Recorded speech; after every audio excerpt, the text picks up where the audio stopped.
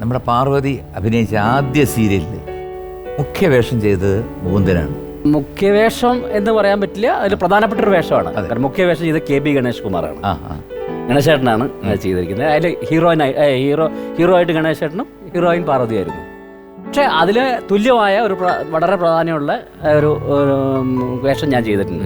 അപ്പോൾ എങ്ങനെയായിരുന്നു പാർവതിയായിട്ടുള്ളൊരു? അല്ല, ഭയങ്കര ഒരു രസകരമായ ഒരു അന്തരീക്ഷമായിരുന്നു. കാരണം അന്ന് ആ സീരിയലിൽ കുറേ, ഞാൻ പറഞ്ഞില്ലേ, പപ്പുവേട്ടനെ കയ്യിൽ അഭിനയിക്കുന്നുണ്ട്, വേറെ ഒരുപാട് ആർട്ടിസ്റ്റുകളുണ്ട്. പക്ഷേ പാർവതിയായിട്ട് നമ്മളെ പറഞ്ഞു വെച്ചാൽ ഞാൻ അതിലൊരു രസകരമായൊരു കാര്യം പറയാം. ഞാൻ അതിലൊരു പെൺവേഷം കിട്ടുന്നുണ്ട്. എൻ്റെ ക്യാരക്ടർ ഈ പഴയ കാലത്തെ ഈ ഒരു ഗ്രാമത്തിൽ നടക്കുന്ന കഥയാണ്. അന്ന് അവിടെ ഒരു നാടകം നടക്കുന്നു. ആ നാടകത്തിലൊരു പെൺവേഷമായിട്ട് അഭിനയിക്കുന്ന, അപ്പോൾ ആ ഒരു ക്യാരക്ടർ ചെയ്യുന്നത് ഞാനാണ്. അപ്പോൾ പെൺവേഷം എൻ്റെ ക്യാരക്ടർ ചെയ്തതെല്ലാം കഴിഞ്ഞ് എൻ്റെ ഫിനിഷിങ് നടന്നുകൊണ്ടിരിക്കുകയാണ്. മുഖത്ത് ഉള്ള മറ്റേ കണ്ണൊക്കെ എഴുതിക്കൊണ്ടിരിക്കുന്നത്. അപ്പോൾ പാർവതി അവിടെ വന്നിട്ട് പറഞ്ഞു, ചേട്ടാ, മേക്കപ്പ് മാനോട് പറഞ്ഞു, ചേട്ടാ കണ്ണ് ഞാൻ എഴുതി കൊടുക്കാം.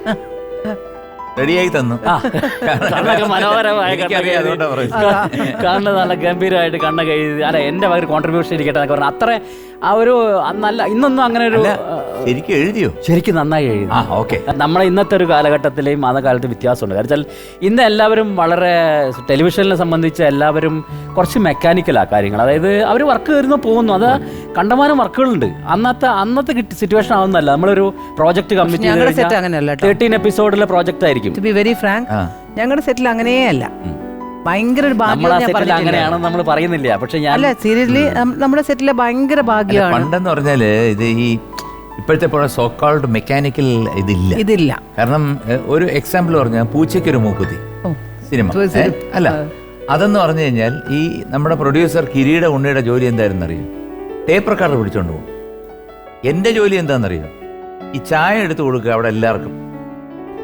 അങ്ങനെ സനല്, സുരേഷ്, ഇതിനകത്ത് അങ്ങനെ ഒരു പ്രൊഡക്ഷൻ കൺട്രോളെന്നോ പ്രൊഡക്ഷൻ മാനേജറെന്നോ ചായയെന്നോ അതൊന്നും ഇല്ല. ഞങ്ങളെല്ലാം കൂടെ ഒരുമിച്ച് ഒരു ആഘോഷമാണ്. അതാണ് വരുമ്പോഴാണ് ഒരു പടത്തിന്റെ വിജയം അല്ലെങ്കിൽ ഒരു സീരിയലിന്റെ വിജയം വരുന്നത്. നമ്മൾ നമ്മുടെ ജോലി ചെയ്യുന്ന പൈസ പോകുന്നെന്ന് പറയുമ്പോഴത്തേക്ക് ദാറ്റ് ബിക്കംസ്, അതാണ് പോകുന്ന ഉദ്ദേശം അല്ലേ? തീർച്ചയായും. അല്ല, നമുക്ക് അതല്ലാതെ ഒരു അത് ആ എക്സ്പീരിയൻസ് നമുക്ക് കിട്ടുന്നതുകൊണ്ടാണ് നമുക്ക് ഒരുപാട് ആളുകളുടെ അവരുടെ ഒരുപാട് അനുഭവങ്ങളൊക്കെ നമുക്ക് ലഭിക്കുന്നത്. കാരണം അവരോടൊന്നിച്ച് വളരെ ഒരു നല്ല ഒരു ഇന്ററാക്ഷൻ എക്സ്പീരിയൻസ് കിട്ടിയിട്ടുണ്ട്. അതായത് ഇത്രയും വലിയ ആൾക്കാർ നമ്മൾ പറയാണ്, ഞാൻ പറഞ്ഞ അതൊരു തമാശയായിട്ടുള്ള സംഭവമാണെങ്കിൽ പോലും അവരുടെയും കൂടി ഒരു കയ്യൊപ്പ് എന്ന് പറഞ്ഞ പോലെ നമ്മളെ പെൺവേഷം കിട്ടിയിരിക്കുകയല്ലേ. എന്നാ അത് ഞാൻ മോഹൻദാസ് ചേട്ടനാണ്, നമ്മളെ കരിമത്തുണ്ടായത് മോഹൻദാസ് ചേട്ടനായിരുന്നു മേക്കപ്പ് മാൻ. അപ്പോൾ അവരോട് പറഞ്ഞു വെച്ചാൽ ഞാൻ ചെയ്യട്ടെ എന്ന് പറഞ്ഞിട്ട്, അപ്പോൾ നമുക്കത് നമ്മളൊരു ഒരു ഒന്നിച്ചൊരു കുടുംബം എന്ന പോലെ രീതിയിലുള്ള ഒരു സിറ്റുവേഷൻസ് ഉണ്ടായിരുന്നു ആ കാലഘട്ടത്തിൽ. ഇന്ന് അത് ഇല്ലാന്നല്ല പറയുന്നത്, ഇന്നുണ്ട്. പക്ഷേ ഇന്ന് എല്ലാവരും തിരക്കിലാണ്. കാരണം ഒരു ഷെഡ്യൂൾ കഴിയുമ്പോൾ അടുത്ത വേഗം ഷൂട്ട് കഴിഞ്ഞാൽ അടുത്തേക്ക് പോകണം. എല്ലാവരും കാരവനിലേക്ക് കയറും. അത് ഞാൻ ഇന്നസെന്റിനൂടെയൊക്കെ വർക്ക് ചെയ്തപ്പോഴാണ് അതിൻ്റെ ഒരു മനസ്സിലാക്കിയത്.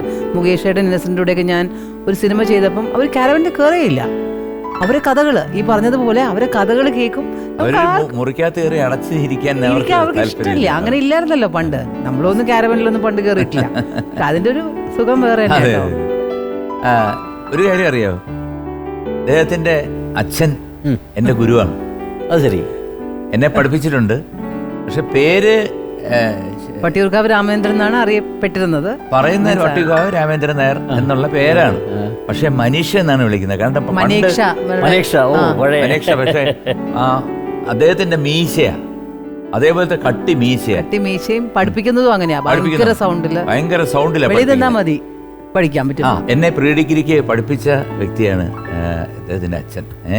എനിക്കിപ്പോഴും ഒരുപാട് അച്ഛൻ ചേട്ടൻ്റെ പാട്ടിനെയൊക്കെ പ്രോത്സാഹിപ്പിച്ചിരുന്നു. എന്നെ ഒരുപാട് ഇഷ്ടമായിരുന്നു. വേറൊന്നുമല്ല, എന്നെ എപ്പോഴും വിളിച്ചിട്ട് അകത്ത് കൊണ്ടുപോയിട്ട് പാട്ട് പാടിക്കുകയും ബാക്കി. അപ്പം നമുക്ക് വേറൊന്നുമല്ല, പഠിക്കുമ്പം ഒന്നാമത് മെനക്കേടാണ് ഈ പഠിക്കുന്നത്. അപ്പം നമ്മളെ നല്ല രീതിയിൽ ഒന്ന് ഗൈഡ് ചെയ്ത് കൊണ്ടുപോകുമ്പോഴത്തേക്കും നമുക്കൊരു സുഖമുണ്ട്. ഇല്ലെന്നുണ്ടെങ്കിൽ ഇല്ല, അടിക്കുന്നതും പിടിക്കുന്നതും ഒക്കെ ആണെന്നുണ്ടെങ്കിൽ നമുക്ക് അങ്ങോട്ട് പോകാനേ തോന്നും. എന്റെ അച്ഛൻ പുറത്തേക്ക് സ്കൂട്ടറിൽ ഇറങ്ങുമ്പോൾ പോലും അച്ഛൻ കാറിൽ സഞ്ചരിക്കാത്തൊരു വ്യക്തിയാണ്. അല്ല, ഒരു പ്രൗഢിയാണ് കേട്ടോ അദ്ദേഹം. ഇങ്ങനെ പോകുന്നത് നമുക്ക് കാര്യം AK ആന്റണി സാറിനെ, അങ്ങനെ മുരളീധരൻ, കംപ്ലീറ്റ് ഈ അങ്ങനെ ഒരു രാഷ്ട്രീയമൊന്നുമല്ല, ഇൻഡസ്ട്രിയിലാണെങ്കിലും എല്ലാരെയും എന്നെക്കാട്ടിലും ഇവരുമായിട്ട് ഇൻഡസ്ട്രി ആയിട്ടും എല്ലാരെയും പഠിപ്പിച്ചിട്ടുള്ളതുകൊണ്ട്. ലോ അക്കാഡമി സ്റ്റുഡന്റ് അല്ലേ? അതെ. എങ്ങനെ ഉണ്ടായിരുന്നു അവിടുത്തെ ജീവിതം? എനിക്ക് ഭയങ്കര ഒരു ഫ്രീഡം കിട്ടിയെന്ന് വെച്ചാൽ, ഞാൻ ആദ്യം കല്യാണം കഴിക്കുന്നതിന് മുമ്പേ അവിടെ ജോയിൻ ചെയ്തു. ഞാൻ 18 വയസ്സിലെ കല്യാണം കഴിച്ചു. നന്നായി. അയ്യോ നന്നായി. അപ്പം 1 വർഷമേ അവിടെ പഠിക്കാൻ പറ്റുള്ളൂ. ഞാൻ പ്രീ ഡിഗ്രി കഴിഞ്ഞിട്ട് നേരെ 5 ഇയർ കോഴ്സിന് ചേർന്നു. അപ്പം എക്സ്പീരിയൻസ് ചെയ്തത് വളരെ കല്യാണം കഴിക്കാത്തൊരു ആ ഒരു കുട്ടിയല്ലേ. അപ്പം റാഗിങ് എന്നൊക്കെ പറഞ്ഞാൽ ഉഗ്രൻ റാഗിങ്. ആ സമയത്ത് ഞാനായിരുന്നു ആ ക്ലാസ്സിൽ ആകെ മുടി ബോബ് ചെയ്തിട്ട് ഇച്ചിരി ഒരു മോഡേൺ.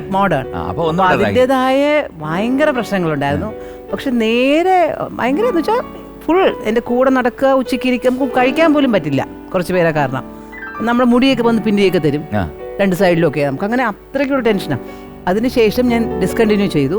പിന്നെ ഞാൻ ഡിഗ്രി എല്ലാം കഴിഞ്ഞിട്ട് ഞാൻ അജിയെ കല്യാണം കഴിച്ച് മോളൊക്കെ ആയപ്പോഴാണ് ഞാൻ 3 ഇയർ കോഴ്സിന് ജോയിൻ ചെയ്യണം. അപ്പം ഭയങ്കര ഫ്രീഡം. കാര്യം ആരും ഒന്നും ചോദിക്കില്ല. ഞാൻ കൈനറ്റിക് ഹോണ്ടയിൽ പോകും. ഏത് ഡാൻസിനും എന്തിനും ഞാൻ കൂവാനും ഞാൻ ഫ്രണ്ടിലുണ്ടാവും, ഡാൻസ് ചെയ്യാൻ സ്റ്റേജിലുണ്ടാവും. ഒരാൾക്കും ഒന്നും ചോദിക്കാൻ പറ്റാത്ത. അന്ന് കരച്ചിലുണ്ടായിരുന്നോ? അന്നൊന്നുമില്ല. ഞാൻ അജി മരിച്ചതിന് ശേഷം തോന്നുന്നു എനിക്ക് കരച്ചിലിന്റെ ഒരു പ്രശ്നം. മറ്റൊന്നും ചിലപ്പോൾ എന്തെങ്കിലും മൈൻഡിൽ പെട്ടെന്ന് ഓടി വരുമ്പോഴത്തേക്ക് നാച്ചുറലി ഇറ്റ് ഹാപ്പൻസ്. ഭയങ്കര ഇഷ്ടമാണ്. പിന്നെ ഞാൻ ദേവി ഇങ്ങനെ നിൽക്കുമ്പോഴത്തേക്ക് മുകളിലൂടെ ഇങ്ങനെ കുറെ പൂക്കളൊക്കെ വന്ന് വീണ് കഴിഞ്ഞ ഒരു രസം, ഭയങ്കര രസമായിരിക്കും. അങ്ങനെയൊന്നും ജീവിതത്തിൽ ഉണ്ടാവുമോ? ഇല്ല, ചില പറയാൻ പറ്റത്തില്ല. അടുത്ത വരുന്ന സിനിമയ്ക്കകത്ത് അങ്ങനെ ദേവിയുടെ ഇന്ററാക്ഷൻ അതായിരിക്കും അല്ലേ? അങ്ങനെ ആവട്ടെ. എനിക്ക് ഞാന് ഭയങ്കര പൂവും ഈ മാല കെട്ടാനേ അമ്മൂമ്മ പണ്ടേ പഠിപ്പിച്ചിട്ടുണ്ട്.